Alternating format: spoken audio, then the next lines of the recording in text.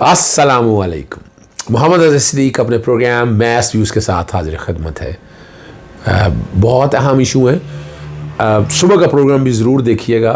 मेरी अरशद शरीफ साहब के साथ प्रोग्राम में गुफ्तगू हुई तो बड़ा तूफ़ान उठ गया है उस पर, और मैंने बहुत से हक़ाइक़ बताए हैं। वो तफ़सीलात मेरा सुबह के प्रोग्राम में देखिएगा। 17 दिसंबर और बरोज़ जुमातुल मुबारक। आज हम 16 दिसंबर है, जुमेरात है, और 7:15 या उसके बाद जो प्रोग्राम जैसे ही सोशल मीडिया अपलोड करेगी, वैसे 7:15 का टाइम है लेकिन प्रोग्राम लेट हो जाता है मेरी मसरूफियत की वजह से। बहुत अहम इशू है। सबसे पहले तो आप स्मोक के तदारुक के लिए लाहौर हाई कोर्ट के जस्टिस शाहिद करीम बहुत कोशिश कर रहे हैं। अभी पीछे बैकग्राउंड पे एक तस्वीर चल रही होगी जिसमें लाहौर, फैसलाबाद, मुल्तान आपको डेंस क्लाउड नज़र आएंगे। डेंस वो स्मोक है, ये फोग सारा मिल के, और जो लाहौर में इस वक्त गला मेरा भी जो ख़राब है वो ये स्मोक की वजह से मुतासर है सारा। और AQI लेवल को कई जगहों पर 400 से ज़ायद चला गया है। साथ साथ ट्रैफिक कंजेशन भी हम मामले को देख रहे हैं। तो 2-3 चार्ट मैं चला रहा हूँ आप लोगों के समझने के लिए। ट्रैफिक कंजेशन के हवाले से बड़ी मेहनत की है, मुख्तलिफ कमेटियाँ बनी हैं और बहुत मेहनत कर रहे हैं, सिर्फ आप और हमारे लिए कर रहे हैं, आर्टिकल 9 और आर्टिकल 14 को सामने रखते हुए। और आज फिर जो सवाल आया कि जैसे हालात आ रहे हैं, बच्चे बहुत मुतासर होंगे, बच्चे जो कि नर्म और नाजुक हैं, और हम सब की ज़िंदगी आपको पता है बच्चों के साथ है। तो ये प्रपोजिशन यहाँ रखी गई है कोर्ट के सामने। हुकूमत पंजाब को कहा कि कल आकर बताएं कि जो छुट्टियाँ हैं ना सर्दियों की, वो ज़रा पहले कर दिया जाए। यानी 20 दिसंबर से जो जो हफ्ता शुरू होना है ना, उस वक्त से छुट्टियाँ कर दी जाएँ, ताकि हम स्मोक को भी स्कूल के टाइम में पता है बच्चों को छोड़ने आने में ट्रैफिक का लोड होता है, उससे होगा कम से कम एटलीस्ट जो है। और आज आर्टिफिशियल, जो कि आप लोगों की तरफ से तजावीज़ आई थी, मुझे भी आई थी कि आर्टिफिशियल रेन की बात की जाए। मैंने आर्टिफिशियल रेन की बात की, लेकिन उसके नुकसान बहुत ज़्यादा हैं। दुबई में पहले हुई है, पाकिस्तान में इसके साइड इफ़ेक्ट्स बहुत ज़्यादा है, तो इसलिए बेहतर नहीं होगा। ठीक है जी। साथ साथ उन्होंने बताया कि सर्दियों में धुआं भी बहुत है, कार्बन डाइऑक्साइड जब कोयले जलाते हैं सड़कों के ऊपर, तो ये हालात भी है। ट्रैफिक कंजेशन के हवाले से भी बात बड़ी वाज़ेह तौर पर हुई है। M-टैग में कुछ बेहतरी की तरफ चीज़ें आई हैं, और कल के लिए केस ये रखा है कि जहाँ ग्रीनरी और ग्रीन पार्क जो है ना, PHA ने कितने मेंटेन किया। नहर के साथ दरख्त लगाने के लिए वो बारीक जो है ना, प्रोविंशियल PDMA के डायरेक्टर आए थे, तो वो बताया कि यहाँ बारीक पौधे लगाए जाते हैं, उसकी जगह ऐसे दरख्त लगाए जाए जो घने और जो वाकई जो है ना ऑक्सीजन का बेहतरीन नेमत बदल हो सके। अब ये समात जो है ना, ये सुबह के लिए चली गई है। जेल रोड पे भी आपने देखा आज रश ज़्यादा, एक साइड से बंद करवाई थी, लेकिन मैंने जब नोटिस किया है तो उतने हिस्से की वीडियो भी बैकग्राउंड में कोशिश करूँगा छोटा सा चल जाए कि वहाँ देखे, उससे ये हुआ कि रश बहुत ज़्यादा हो गया। तो हम तो सजेशन यही कोशिश करें कि हालात बेहतरी की तरफ चले जाए। आप लोगों को सबको इनपुट देनी है क्या क्या और बेहतरी हो सकती है। स्मोक में फसल जलाना बंद हुआ यहाँ पर, और यहाँ टायर जला के जो तेल निकाला जाता था फैक्ट्रियाँ, वो बंद हुई यहाँ पर भट्टे बंद किए। ज़िगज़ैग टेक्नोलॉजी में कि बहुत कोशिश की अलबत्ता। और साथ ही जो PSL के मैच आने हैं फरवरी मार्च के अंदर, तो उस वक्त एक मीटिंग जो है जुडिशल वाटर कमीशन और एनवायरनमेंट अपना कमीशन के जो चेयरमैन है जनाब जस्टिस अली कुरैशी साहब ने एक मीटिंग भी कॉल की हुई है। वो मीटिंग का भी बैकग्राउंड पे मैं चला रहा हूँ आपको, ताकि समझ आ जाए। अगला जो बड़ा अहम इशू है वो इसहाक डार के नोटिफिकेशन केस का है। ये मेरे सामने ऑर्डर है, ये बैकग्राउंड पर ये भी चल रहा होगा। ये 8 मई 2018 का ऑर्डर है, और नसीर भुट्टा साहब हैं जो आपको पता है पाकिस्तान मुस्लिम लीग नून लॉयर के सदर है। उन्होंने कहा कि इसहाक डार पाकिस्तान आ नहीं सकता बीमारी की वजह से। ये सुप्रीम कोर्ट के ऑर्डर में लिखा हुआ है 8 मई 2018। आज 21 में बैठे हम। उन्होंने कहा ये एक आखिरी बहुत दफ़ा बुलाया, नहीं आए।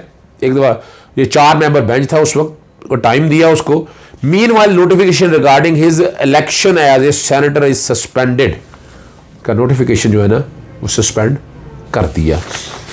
और ये आपके साथ वो बाकायदा उनका हुआ गया था। मैं कोशिश करूँगा कि वो वाला ऑर्डर भी चल जाए जो नॉमिनेशन पेपर के हवाले से। ये है ऑर्डर, ये 12 फरवरी 2018 का ऑर्डर है। ये रिटर्निंग ऑफिसर का है, जो प्रोविंशियल इलेक्शन कमिश्नर है। इन्होंने अलग सेपरेट अकाउंट नहीं खुलवाया।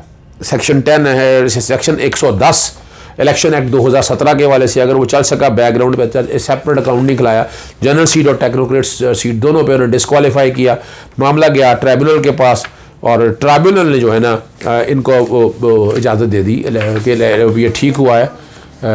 और जो मामला है ना लाहौर हाई कोर्ट के जनाब जस्टिस अमीरुद्दीन साहब हेड करते थे उस बेंच को, और उन्होंने इस पे फ़ैसला दिया और इनका ये जो बात है ना वो मान ली गई। ये रिट पटिशन के अंदर ये हुआ था ये फ़ैसला, और उन्होंने जो है ना सारा सेट असाइड कर दिया था। उन्होंने कहा कि ठीक है, इनके कागजात नामजदगी जाए अपीलेट ट्राइब्यूनल के अंदर, वो आपके सामने साथ चल जाएगा। उसमें कई ऑर्डर ऐसे हैं जो बड़े अहम ऑर्डर हैं। सबसे पहला जो ऑर्डर था वो 12 मार्च 2018 का था कि जहां मोहम्मद नवाज शरीफ पीरज़ादा ने ये चैलेंज किया था ये सुप्रीम कोर्ट में, सिविल पिटिशन 764 2018, ये उसी ऑर्डर के अगेंस्ट है जो रेट पिटिशन 16816 168260, उसके तहत लीव टू अपील दी थी कि ये पहला इंप्रेशन का क्वेश्चन है और इसको डिसाइड करना है। उसके बाद आपको पता है कि साहबदार जो है ना वो बाहर ही बैठ गए और बीमारी क्या है वो आप सब लोगों ने देख लिया, भागते दौड़ते फिर रहे हैं, और वो नोटिफिकेशन सस्पेंड। फिर मौजूदा गवर्नमेंट ने सेक्शन 72A वो लाया कि 60 दिन के अंदर अंदर उन्हें हलफ लेना है, और वो हलफ लेने के हवाले से मामला सारे वो चल रहे हैं और उन्होंने बैठकर ये सारे मामले को देखना है। अब वहाँ पर इलेक्शन कमीशन को एक खत लिख दिया उन्होंने कि जनाब मेरा तो नोटिफिकेशन मुअत्तल है। अब हुकूमत पाकिस्तान की तरफ से ये फेडरल गवर्नमेंट की तरफ दरख्वास्त दी गई और वो आई मामला आया। और इसहाकडार के वकील जो है ना सलमान असलम भट्ट, ये सबका अटॉर्नी जनरल है, नवाज शरीफ फैमिली के वकील रहते हैं, वो पेश हुए। एडिशनल अटॉर्नी ने नए ऑर्डीनेंस के बाद इसहाकडार की सीट खाली करार देने की इस्तदा की, जो कि वो आ चुका है कि नोटिफिकेशन सस्पेंड करके ख़त्म करें, जो कि नया ला है। और इस्लामाबाद हाईकोर्ट ने ऑर्डर के खिलाफ दरख्वास्त को मुस्तरद कर दिया है। नए ऑर्डीनेंस के बाद रुकन पार्लियामेंट 60 दिनों में हलफ ना उठाए तो सीट खाली करार पाएगी। एडिशनल अटॉर्नी जनरल को दावा है, अदालत को बताया। ऑर्डीनेंस को इस्लामाबाद हाईकोर्ट में चैलेंज किया गया। दरख्वास्त मुस्तरद होने के बाद मामला इंट्रा कोर्ट अपील में ज़ेर इल्तवा है। एडिशनल अटॉर्नी जनरल ने यह भी बताया सुप्रीम कोर्ट के बुलाने पर, मैं मुख्तलिफ ऑर्डर आपके सामने रख देता हूँ मैं जिसमें बुलाया गया बार बार हो, लेकिन ये साहबदार जानबूझ के पेश नहीं हुए, ये रिकॉर्ड की चीज़ें हैं, और मुसलसल वो गैर हाजिर रहे हैं और वजह भी नहीं बताई, नोटिस के पेश होने की वजह भी नहीं बताई है उन्होंने। ये भी याद रखिएगा। जस्टिस जाजुल एहसन ने कहा आज तो इस हकदार के वकील नहीं है, आइंदा हफ्ता केस पर समाअत होगी और उस वक्त सामने रखा जाएगा। वो नोट जहाँ तक नोटिफिकेशन सस्पेंशन की बात है, अदालत वो अपना ऑर्डर वापस ले सकती है और फिर ये इस ऑर्डिनेंस का इतलाक़ होकर हलफ लेने उन्होंने पाकिस्तान आना नहीं है। तो अब एब्सकॉन्डर है ना, वो याद रखिएगा, एब्सकॉन्डर हैं, वो इश्तिहारी डिक्लेयर हैं। और ये किस तरह निज़ाम के साथ खेल रहे हैं वो गलत है। जजमेंट आपके सामने मैं बार बार रखता हूँ। PLD 2000 अपना ये है सुप्रीम कोर्ट की जजमेंट PLD 2019 है। किधर चली गई जी, ये है जी मेरे सामने, yes PLD 2019 supreme SCMR 2019 SCMR 1, ये ह्यूमन राइट केस है 3654 और 8 नवंबर 2018 को उसके बाद हुआ था, और जहां ये 19 करोड़ के करीब रकम लगी थी, 4 करोड़ से ऊपर मैं आपको पहले बता चुका हूँ इस हकदार के बारे में, और ये पोर्शन था वो बैकग्राउंड पे वो भी चल रहा होगा। फिर इस हकदार की इसी की डिस्क्वालिफिकेशन की था, मैंने मामला चेयरमैन सेनेट को दरख्वास्त दी, वो बैकग्राउंड पर चलाने की ज़रूरत नहीं है, पहले आपको बता चुका हूँ। वो 30 दिनों के अंदर अंदर उन्होंने फैसला करना था, चेयरमैन सेनेट ने फैसला नहीं किया। मैंने आर्टिकल 63(2) के तहत ये मामला इलेक्शन कमीशन को भिजवा दिया है कि वो इसको डिस्क्वालीफाई करें और DCT ऑटोमेटिकली हो जाते हैं। अगली खबर की तरफ चलते हैं। आम इत्तेहाद पार्टी जो है आपको पता है ये जनाब जस्टिस रिटायर्ड वजीउद्दीन की पार्टी है, उनकी रजिस्ट्रेशन मनसूख की हुई है और इलेक्शन कमीशन का आम इत्तेहाद के खिलाफ इलेक्शन का फैसला बरकरार रखा है। इलेक्शन कमीशन ने पाबंदी लगाई कि नहीं बन सकती, कई रीज़न्स थे, और 2-1 के तनासब से आम इत्तेहाद पार्टी की खिलाफ अपील खारिज की है। जस्टिस मकबूल बाकर की सरबराही में 3 रुकनी बेंच ने यह फैसला महफूज किया था और जस्टिस मुनीब अख्तर ने फैसला पढ़कर ये सुनाया है। आगे चलते हैं अगली खबर की तरफ, और ये बड़ा अहम इशू है।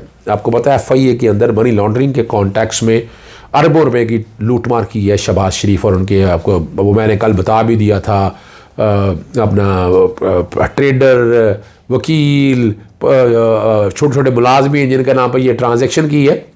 चलान के पहले सफ़े पर तमाम दफ़ात दर्ज की हुई हैं आज जो जमा कराया उन्होंने, और शहबाज शरीफ ने कहा कि मुझे तो चलान की कॉपी ही नहीं मिली है। इसका जवाबी आपको जवाब देते हैं, और जो तफ्तीश है, इन्वेस्टिगेशन, शहबाज शरीफ कसूरवार पाए गए, ये FIA के वकील ने बताया है।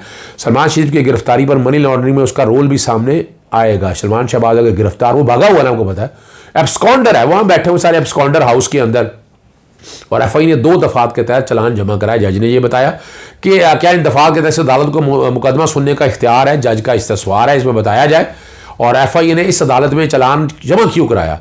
गुज़श्ता समात पर कुछ गलत फहमी की वजह से अदालत में जमा कराने का कहा गया था। इस मुकदमे में 9 मुलजमान ने जमानत के लिए अदालत से रुजू किया है, ये शहबाज शरीफ के वकील ने बताया।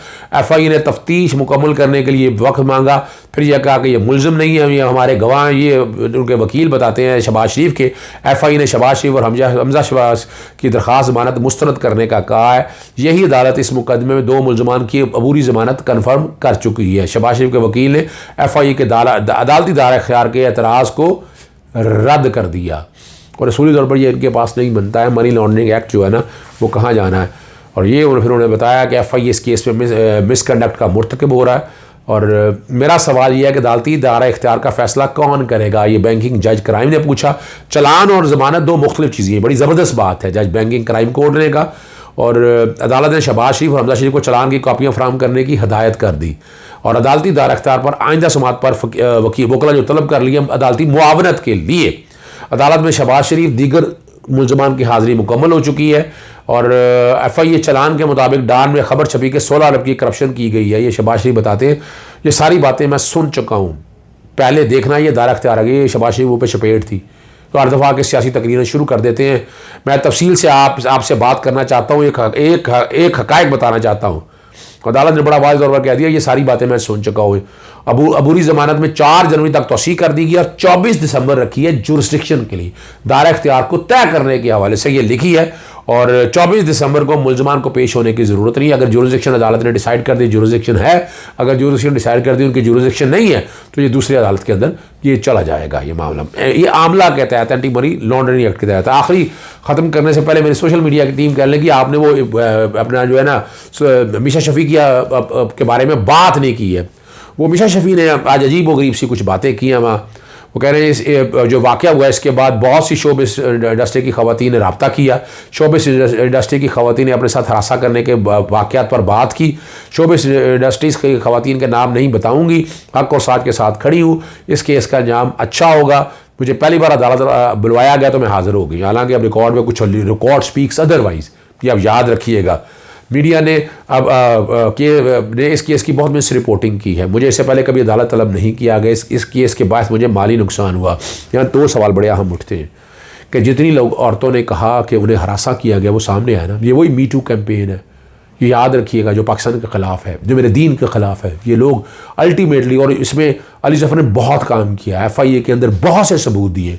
FIA पीका एक्ट जो है ना बड़ी यानी कमज़ोरी से काम कर रहा है। आज भी यहाँ पर लाहौर हाई कोर्ट के जैसे तारिक सलीम सुन रहे हैं और उनको मुआवनत यही कर रहे हैं कि पीका एक्ट की जुरिस्डिक्शन कैसे तय होनी है, पीका एक्ट ने कैसे इस पर अमल दरामद करना है, कैसे सारे मामले को लेकर चलना है। ये अदालत के हमने सारे मामला रखे हैं और हमने बताया पीका के तहत इन्वेस्टिगेशन के रूल्स अलग हैं। FIA ने अगर इंक्वायरी करनी हो तो उसका तरीकाकार और है, लेकिन इसमें पीका के तहत इंक्वायरी नहीं हो सकती है। पीका में कानून कहता है इन्वेस्टिगेशन होनी है और इन्वेस्टिगेशन ही होगी और 60 दिनों के अंदर ये सारा प्रोसेस मुकम्मल करना है। ये सारा कुछ रूल्स के अंदर लिखा है, लेकिन यहाँ हमने देखा है कि FIA महीनों ले जाती है और इसका यही वजह है कि वो ऑफेंस रिपीट होता रहता है। अगर पीका सही चल रहा होता तो आज तक ये सोशल मीडिया पे फेक रिपोर्टिंग रुक ना गई होती। इजाज़त चाहूँगा। अस्सलाम वालेकुम, अल्लाह हाफ़िज़, पाकिस्तान जिंदाबाद।